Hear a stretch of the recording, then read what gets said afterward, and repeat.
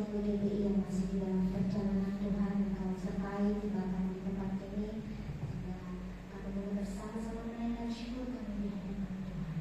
Kami bersyukur ya Tuhan, bahwa saudara mau membungkus kami Bapa. Pada sore hari ini kami mau serahkan ibadah ini dari awal hingga berakhir ke dalam tangan Tuhan. Kami mulai di dalam nama Yesus. Haleluya. Amin. Mari kita angkat pujian kita sama-sama berdiri di hadapan Tuhan. Kita naikkan syukur kita. Terima kasih Tuhan. Bapa kami bersyukur.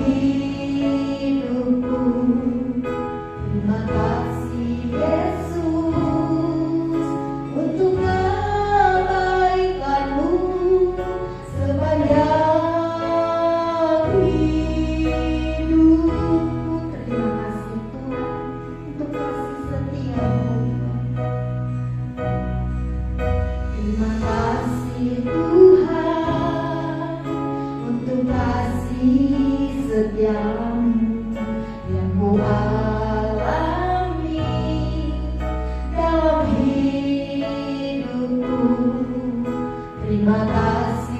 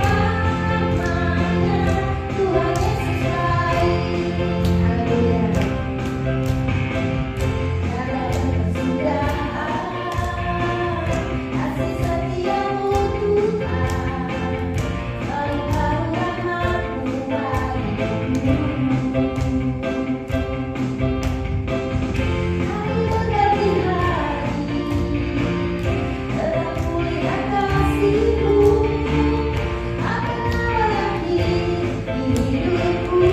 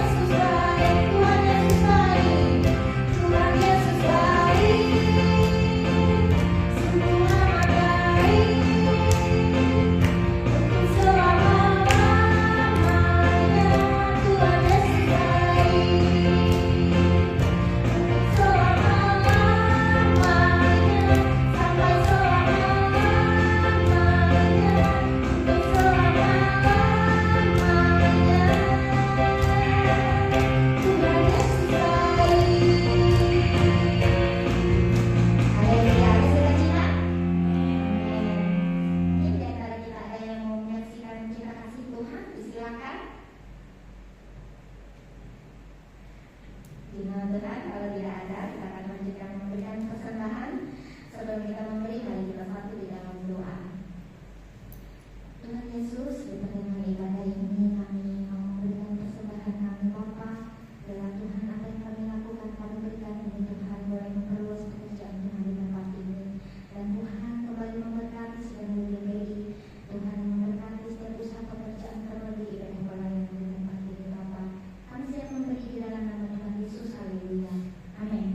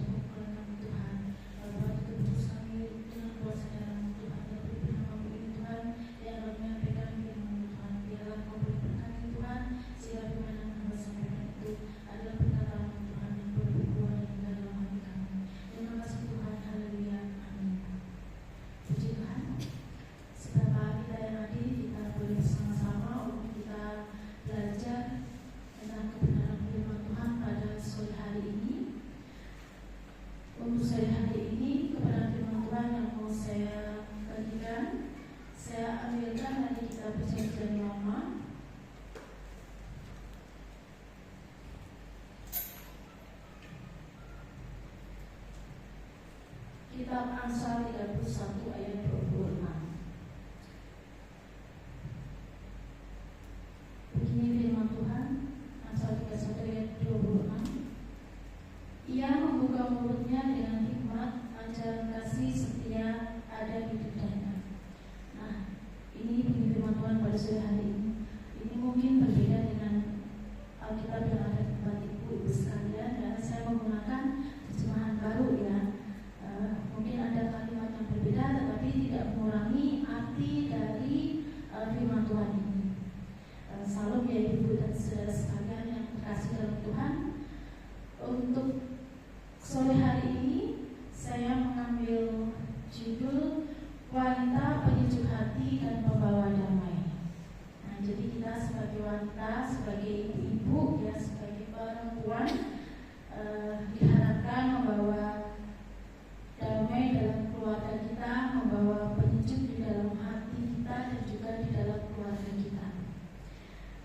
Nah, peran wanita itu sebenarnya sangat luar biasa ya ibu sekalian, di dalam keluarga, di dalam perkumpulan hidup kita, kemudian dalam lingkungan kita.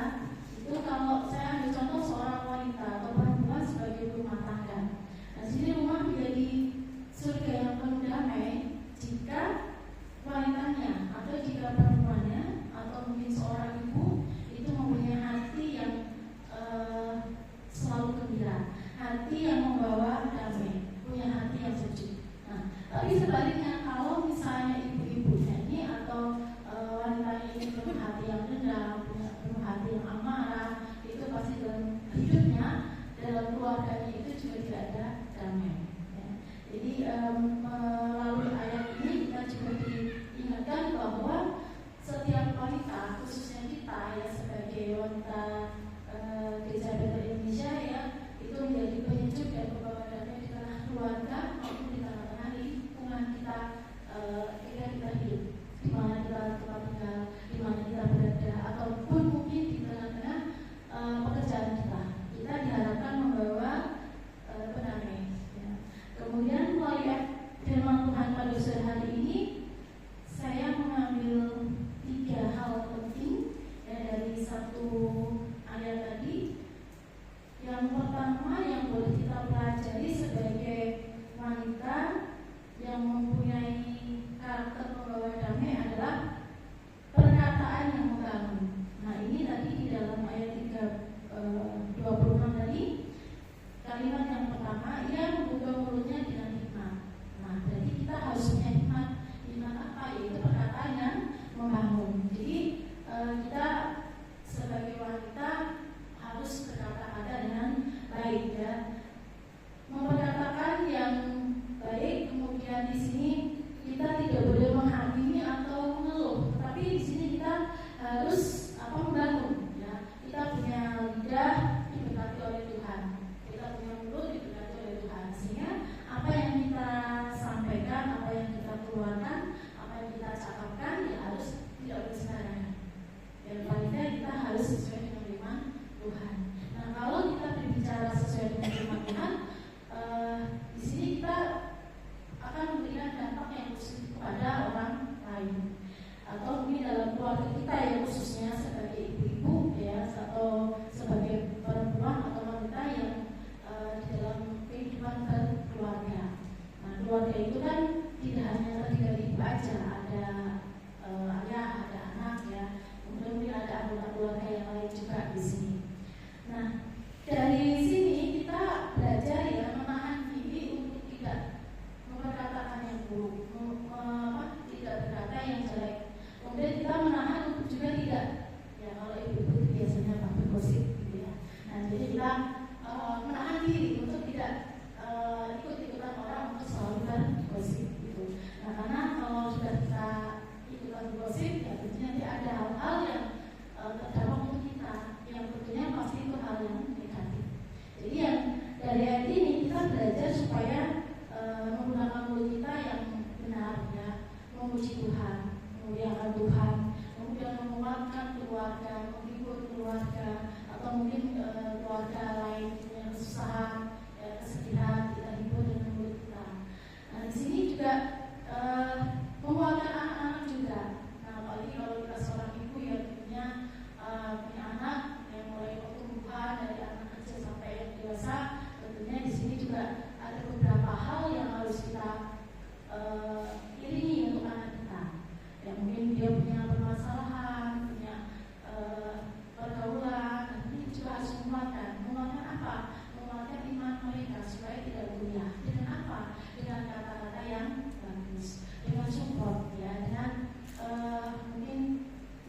sesuai dengan firman Tuhan bahwa kita juga harus memberikan sesuatu yang positif untuk anak-anak. Paling tidak kita menjadi contoh atau teladan untuk anak-anak supaya anak kita dan keluarga bisa bertumbuh dengan baik, bisa bertumbuh sesuai dengan firman Tuhan. Jadi anak-anak yang takut akan Tuhan. Ya. Nah, kita juga belajar di sini bahwa tadi hikmat, ya, hikmat itu juga bersumber dari hubungan intim antara kita dengan Tuhan. Nah, kalau kita tidak mempunyai hubungan intim kita antara kita dengan Tuhan, tentunya kita tidak punya hikmat, ya, tidak punya pengenalan yang benar akan Tuhan, tidak akan punya pengenalan bagaimana firman Tuhan itu menuntun kita di dalam kehidupan kita. Nah, jadi saat ini kita menjadikan Tuhan itu sebagai pusat hidup. Kemudian pola pikir kita juga harus berubah. Karena kita menjadi seorang wanita yang sudah dipilih oleh Allah, ya, menjadi seorang wanita Kristen, menjadi seorang wanita yang khususnya kita tergabung dalam BPP ini, yang kita dipilih sehingga kita punya prioritas, ya, pola pikir yang bisa diubah untuk yang lebih baik. Karena kalau sudah memberikan hikmat tadi, maka kita juga harus bisa menjadi hidup kita, pribadi kita menjadi lebih baik. Kemudian kita juga belajar dari ayat ini tadi, dari kalimat membuka mulutnya dengan hikmat, bahwa kita belajar melihat masalah itu penyelesaiannya dari kacamata Tuhan, bukan dari kacamata kita sendiri. Kalau kita melihat dari kacamata Tuhan, tentunya tadi kita harus berhubungan itu dengan Tuhan. Kayak kita jadi masalah beban hidup, kita datang pada Tuhan, itu pasti akan ada penyelesaiannya, ada solusinya. Tapi kalau kita melihatnya dari sisi kita sebagai manusia yang sekedar emosi aja,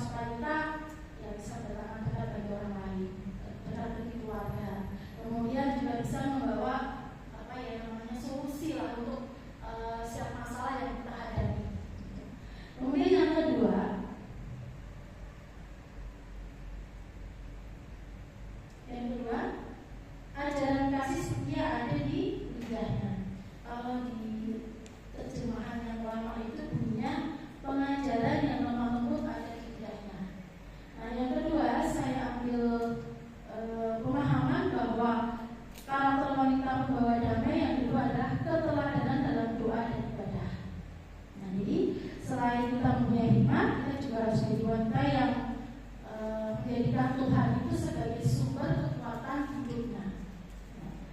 Kedamaian sejati itu hanya bisa kita bagikan jika hati kita ini penuh dengan damai sejahtera Allah. Kalau hati kita ini penuh dengan amarah, dengki, iri, tidak ada damai sejahtera, tentunya apa yang kita keluarkan, apa yang kita ucapkan juga akan buruk, akan jelek. Ya. Nah, mungkin kalau kita lihat dari kehidupan sekarang, dunia itu memandang bahwa wanita ini, menilai wanita ini dari kecantikan fisiknya aja. Kadang-kadang orang melihat, oh ini cantik dia dengan berpakaian seperti itu, oh dia cantik dengan wajah seperti itu, dengan merah seperti itu. Tapi apa ibu-ibu sekalian dan saudara sekalian, melalui ayat ini kita diingatkan bahwa kecantikan seseorang, ya khususnya untuk wanita yang sudah dipilih oleh Allah, itu adalah kecantikan sejati yang terpancar dari lidah yang membawa pengajaran kebaikan. Jadi kalau ucapan kita itu yang kotor-kotor, ucapan kita itu yang menyakitkan hati orang, ucapan kita itu yang membawa dampak buruk, tidak ada rasa kasih sayang, itu berarti apa? Itu bukan kecantikan sejati dari seorang wanita yang dipilih oleh Allah. Nah, di sini kita sebagai umat yang dikasihi Tuhan dipanggil untuk menjadi teladan bagi anak-anak kita, bagi keluarga kita, ya, untuk mengajarkan kebenaran dan kelembutan di dalam kehidupan kita, memberikan dukungan moral yang menguatkan dalam kehidupan berkeluarga. Nah, kadang-kadang antara anggota keluarga satu dengan lain itu kan kadang-kadang ada ya perselisihan, itu pasti ada. Tetapi kita juga harus membawa di dalam tadi hubungan kita dengan Tuhan. Bagaimana kita menyikapi perselisihan yang ada, supaya apa? Supaya dalamnya tidak buruk. Ya, justru kita sebagai ibu rumah tangga, kemudian seorang ibu yang dalam sebuah keluarga, kita harus membangun tadi komunikasi, ya, dengan hikmat tadi supaya ada solusinya, supaya anggota keluarga tadi yang berselisih atau mungkin kita berselisih dengan sesama atau dalam satu persekutuan misalnya, itu bisa damai. Karena tadi kita sebagai wanita yang membawa penyucuk hati dan membawa damai. Karena kita sudah dipilih oleh Allah, ya, sebagai wanita Kristen kita harus membawa damai untuk keluarga kita maupun keluarga di luar dari persekutuan kita. Itu yang kedua. Kemudian yang ketiga, pemahaman yang boleh kita ambil dari ayat ini adalah kesabaran dan hati yang mengasihi.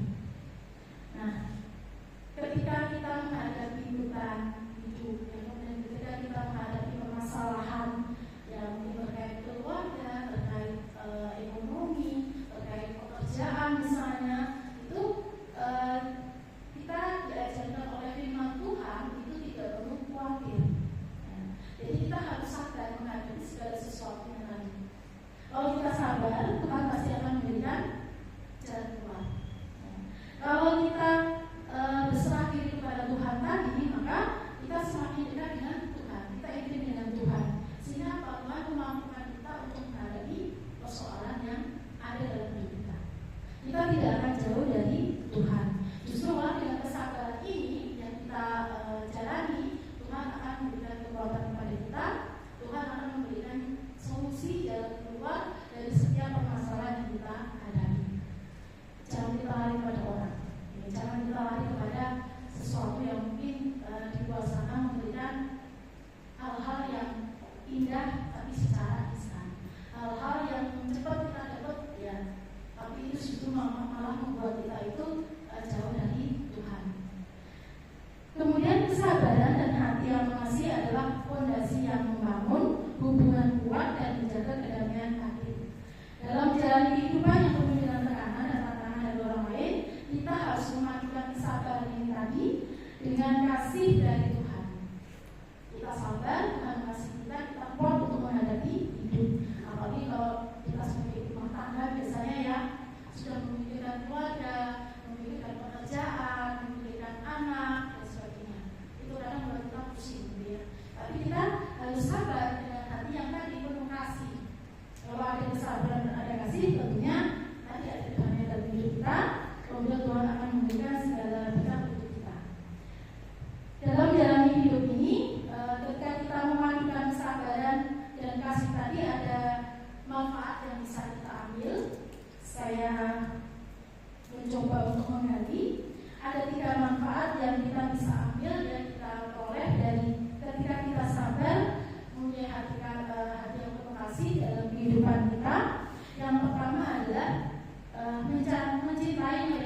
sulit.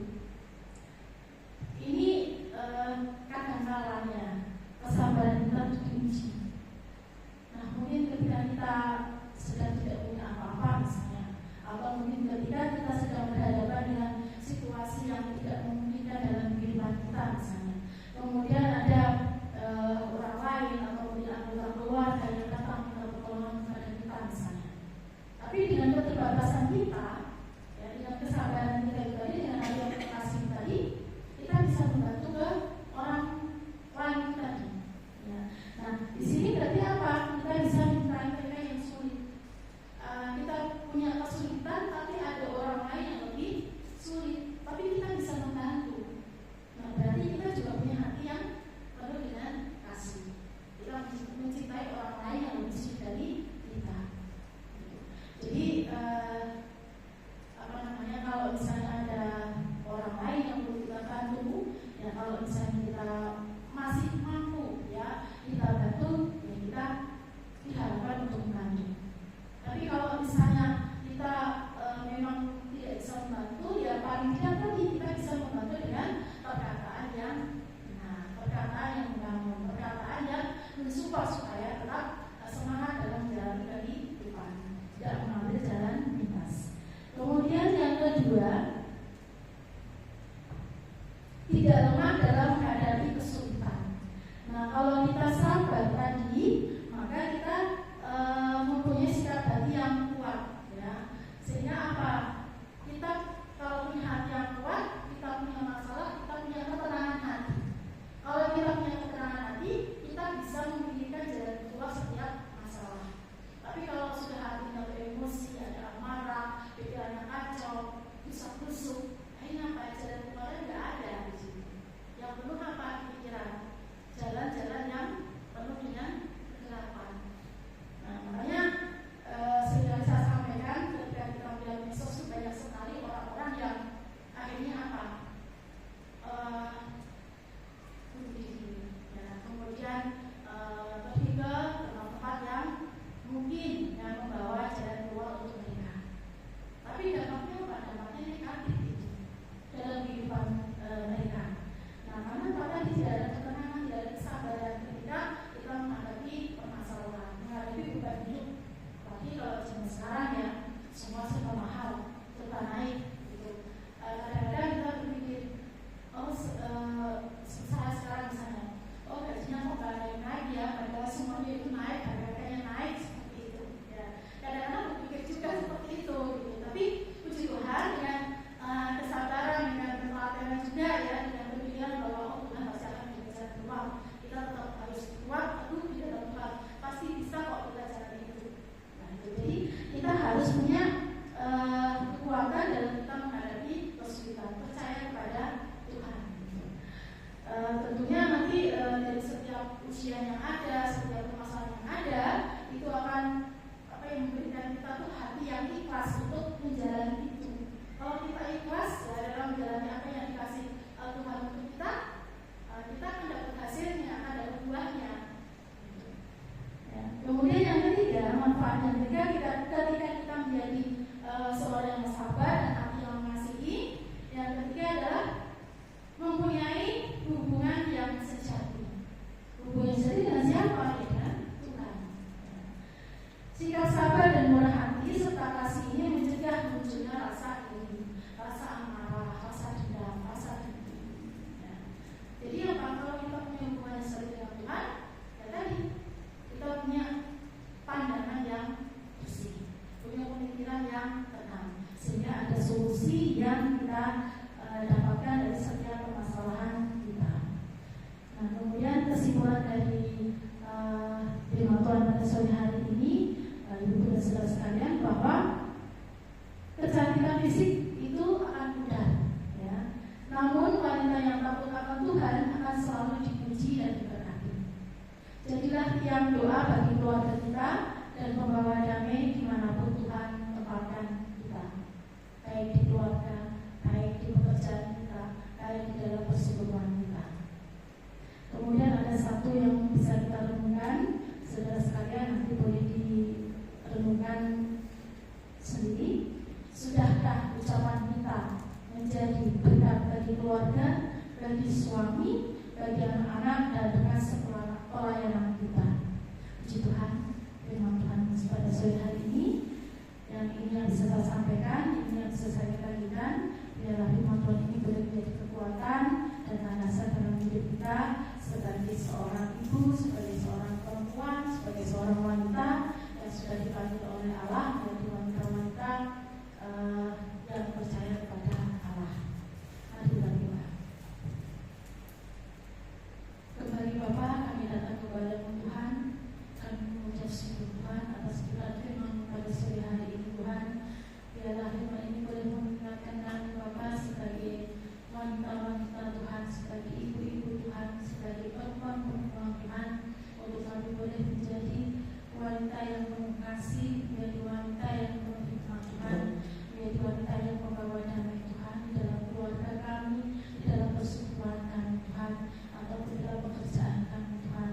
Biarlah Kau boleh berikan kami hati yang bersih Tuhan, sehingga apa yang kami lakukan, apa yang kami ucapkan juga Tuhan, itu sesuai dengan kehendak-Mu Tuhan. Dan biarlah Kau juga boleh mengajarkan sinar terang di dalam setiap kehidupan kami Tuhan. Terima kasih Tuhan, terima kasih atas firman pada sore hari ini Tuhan. Ya Bapa, biarlah firman ini boleh menjadi rema dalam kehidupan kami dan boleh bertumbuh dan berbuah dalam kehidupan kami. Bapa, sebentar kami akan pulang meninggalkan ruangan ini Tuhan, menuju ke tempat kami masing-masing. Biarlah Kau boleh berikan penyertaan yang sempurna untuk kami Tuhan. Tibakan kami di tempat kami masing-masing Tuhan dengan keadaan selamat Tuhan. Dan boleh tibakan kami juga pada persekutuan, pada ibadah yang akan datang Tuhan, bersama-sama untuk kami boleh memuji muliakan nama-Mu Tuhan.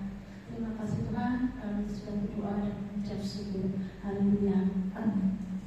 Puji Tuhan, ibadah kita sudah selesai.